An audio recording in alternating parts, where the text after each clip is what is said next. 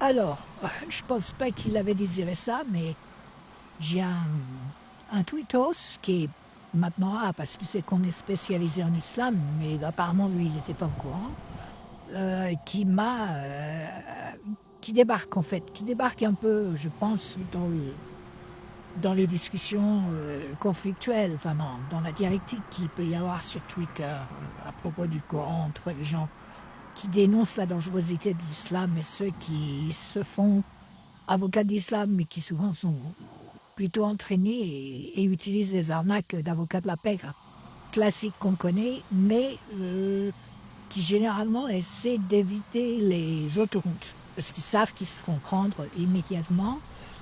Là, je vais vous...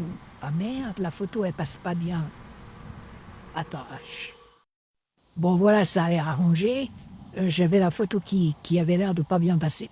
Donc, je vais vous donner un exemple de mensonge à jonction dont je dirais qu'il fait partie des autoroutes des arnaques connues de l'islam et des gens qui vont discuter avec les islamophobes que nous sommes et les alerteurs anti-islam. Donc j'ai mis le verset entier, mais j'espère que vous avez bien eu le temps de voir parce que je vous ai mis qu'un exemple. C'est normal, hein, sinon si je devais vous mettre tous les exemples, ça m'aurait pour la journée à consulter. L'arnaque consiste à dire qu'il y a un verset dans le Coran qui interdit de tuer et même qui formule la chose en disant que quiconque tue un homme tue toute l'humanité. Alors le verset dit pas du tout ça. Il dit que vous pouvez tuer seulement quand la personne que vous tuez est dans une situation spécifique de haram. C'est en gros, je vais vous les décrire, je vais vous donner la liste. Mais surtout le verset est tourné de manière qu'il donne l'ordre aux juifs. Donc il dit, bon, alors, le nous c'est un vouvoiement, c'est un nous voyant. Hein. Pour ceux qui ne sont pas au courant, c'est un nous voiement, c'est je. Donc il dit, voilà, j'ai ordonné aux juifs que quiconque tue une personne qui ne mérite pas d'être tuée, c'est comme s'il avait tué toute l'humanité. De même, quiconque donne sa vie à une personne qui ne méritait pas d'être tuée, mérite qu'on lui donne sa vie, c'est comme s'il avait fait un don à toute l'humanité.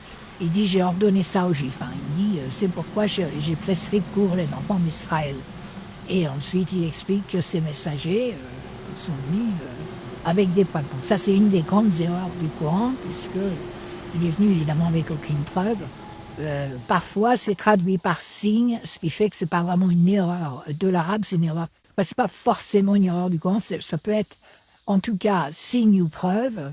Il y a un problème puisqu'il n'en a pas donné.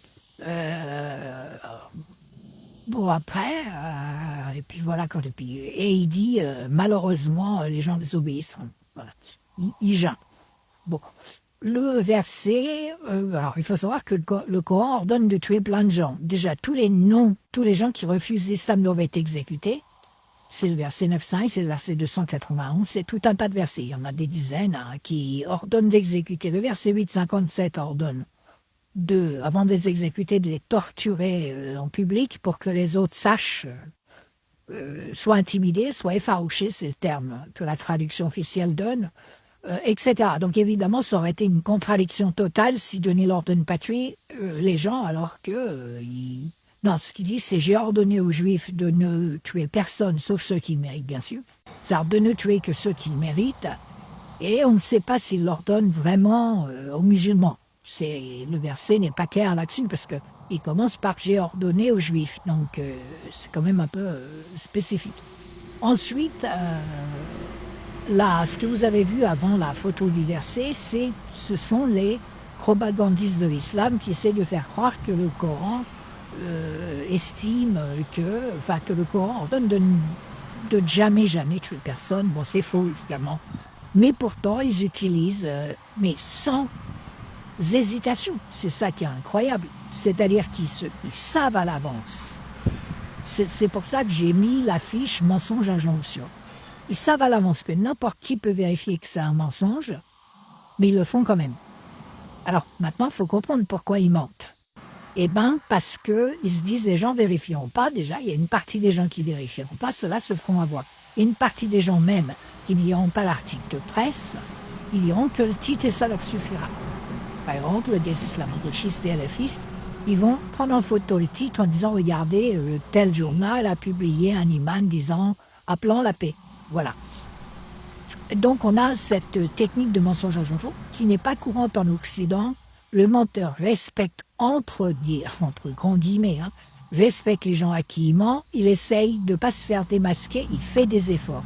Là, les menteurs de l'islam, les propagandistes de l'islam n'en font pas. Ils disent, je vais toucher, allez, on va dire 85 à 90% des gens ne vont pas vérifier, donc j'y vais. Je m'en cache, même si on prend son téléphone, on fait Internet, Coran, Sourate 5, verset 32, et c'est réglé sur le Sourate 5, soit dit en passant, vu toutes les dingueries qu'elle contient, c'est sûrement pas dans ce genre de Sourate qu'il va y avoir des choses sympas. C'est l'avant-avant-dernière du Coran, la Sourate 5. Donc, c'est aller juste avant la Sourate 9, qui est la Sourate qui appelle, qu'applique Daesh et qu'applique les talibans, qui appelle à conquérir la terre entière, à réduire de toutes les manières possibles les non-musulmans à rien, en les tuant, les torturant, etc. Donc, c'est le djihad, c'est la sourate du djihad. Et la sourate 5, elle est juste avant. Il commence à avoir ses aises. C'est aussi la sourate où il dit aux gens de bien se tenir et de ne pas rester trop longtemps après avoir mangé chez Momo, parce que il est timide, il n'ose pas le dire. Alors, Allah, il dit dans le Coran, il dit, moi, je suis pas timide comme Mohamed, moi, je vous le dis franchement, je vous le dis cash, vous pétez les couilles là de rester après le repas, fumer votre clope, boire votre café. C'est bon, Mohamed, il vous a invité à bouffer, et ben une fois que vous avez mangé, cassez-vous, il a autre chose à foutre de son après-midi, il n'est pas là pour... Mais lui, il est poli, il est gentil, alors il vous laisse bavarder, et voilà, il y a un verset comme ça dans la sourate. Il y a aussi dans la même sourate un autre verset qui dit, bon, Mohamed, à l'exception, Mohamed est une exception, c'est mon messager, donc il peut niquer toutes les femmes qu'il veut. Il n'est pas limité à 4 comme les autres musulmans. Il peut, alors voilà, le verset, il développe tout ce que Mohamed peut faire. Et il dit, attention, moi c'est Allah, c'est moi qui ordonne, il n'y a pas à disputer mes ordres. Bon, a priori, je ne sais pas trop ce qui s'est passé, mais 2 versets plus loin, il dit, bon, maintenant, stop, c'est bon, Mohamed, c'est bon. Tu reviens au même règle que tous les musulmans, c'est bon. En gros, le mec, il s'est approprié, il a acheté, parce qu'en islam, on achète et on vend les femmes, c'est des marchandises. Donc, il s'est acheté 11 femmes, et le grand dit, c'est bon, on arrête, 11, ça suffira. Probablement qu'il y a eu une grève de ses disciples qui ont dit non, mais il faut commencer à grogner. Voilà, enfin, en tout cas, le Coran essaie d'envoyer ce message que, il y a des limites, quoi. C'est bon, nous, on est limité à 4, tout le reste, c'est des esclaves, on a droit qu'à des esclaves. Et Mohamed, il a le droit autant qu'il veut. C'est un peu bizarre, ça, voilà. Enfin bref, c'est pas le sujet. Et donc, c'était pour vous montrer cette très amusante façon d'aller dans la... Enfin, je veux dire, qui, en Occident, oserait aller dans la presse, tronquer volontairement un paragraphe que n'importe qui peut lire en 3 clics de souris et dire, regardez, l'islam n'appelle pas à tuer. C'est... En Occident, alors, LFI se met un peu à le faire, mais en gros, parce qu'ils ont copié, ils se sont alliés avec l'islam et ça. Donc, ils en adoptent un peu les techniques, ils prennent des coups, ils progressent. Mais si vous voulez, avant, nous, on avait affaire à des menteurs. Pour débunker leurs mensonges, il fallait travailler 2 heures. Là, on est devant des gens. Et il y a beaucoup de musulmans qui connaissent pas du tout l'islam et qui n'ont même pas lu le Coran. Ils sont à voir. Après tout, tant mieux. Voilà, on leur fait croire que l'islam est une religion de paix. Au moins, ils auront un choc quand ils découvriront que c'est satanique. Mais c'est marrant. Voilà, et c'est vraiment le verset 5.32. C'est le mensonge, injonction par excellence que vous pouvez voir partout.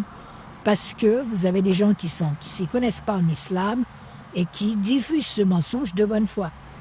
C'est-à-dire, eux-mêmes, ils n'ont jamais lu le verset. Ils ne font que répéter. Et quand vous leur demandez le numéro, ils mettent un peu du temps, vous voyez. Et puis, quand ils vont lire, ils se disent, oh, putain, je me suis fait avoir par mes copains, il y avait une suite dans le verset.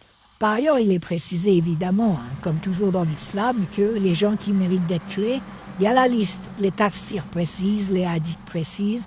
Donc, vous êtes tués si vous n'êtes pas musulman, si vous apostasiez, et évidemment, si vous avez fait des trucs graves, genre des meurtres, tout ça, en étant musulman. En gros, et Hier, j'ai publié, je pourrais l'ajouter d'ailleurs, un prédicateur érudit qui disait que de toute façon, quelqu'un qui ne fait pas sa prière, par exemple, il doit être tué. Donc voilà, on est très très loin d'un islam qui dit qu'il faut pas tuer, puisqu'on tue les gens qui ne font pas leur prière. Et puis, C'est intéressant. Déjà, en fait, ce qu'il faut comprendre concernant la prière, mais de manière plus générale, ceux qui ne font pas d'œuvre, mais là tu parles de la prière, parce que c'est un pilier de l'islam, euh, les savants sur une chose, ils ne divergent pas. Celui qui délaisse la prière ou qui ne la fait pas parce qu'il la renie, celui-là c'est un kafir, il n'y a aucun doute là-dessus, il n'y a pas de divergence. Là où il y a des discussions, c'est celui qui la délaisse, qui reconnaît son caractère obligatoire et il la délaisse par fainéantise, paresse, des choses comme ça. Les Malikites et les Shafi'ites, ils disent que celui qui abandonne la prière, pour ce cas-là, parce que c'est un fainéant, par paresse et tout, mais il renie pas le caractère obligatoire, il doit être quand même tué. En application de la Sharia. Eux, il n'y a même pas l'istitaba. Ils demandent même pas à la personne de se repentir. Ça, c'est chez les Malikites et les Shafi'ites, tu vois. Ça veut dire quoi? Ça veut dire que celui, quand il est mort, tu vois, on lui fait la prière mortuaire. Ils disent qu'on lui fait quand même la prière mortière, mais que l'application qui lui est, ce qui lui est appliqué dessus, c'est une sentence légale, pas au niveau de son statut religieux en tant que mécréant. Non, il considère qu'il reste musulman, mais du fait de la gravité de son acte, on le tue. Par contre, les Hanabila, eux, ils sont plus souples. Ils sont plus souples. De toute façon, les Hanabila, c'est connu, il y a un adage qui dit madhab Ahmed, Ahmed ou madhab. Le madhab de Ahmed, c'est le madhab le plus tolérant, le plus doux, le plus conciliant, on va dire. Les Hanabila, eux, ils disent non, celui qui abandonne la prière pour ces raisons-là, qui renie pas le caractère obligatoire, celui-là, en fait, on va l'inviter à se repentir. On lui dit ou bien tu vas prier, ou bien on te tue. S'il se met à prier, alhamdulillah, et s'il il prie pas, on le tue. Tu vois. Mais quels sont Mais les après procédés? avoir été emprisonné pendant 3 jours.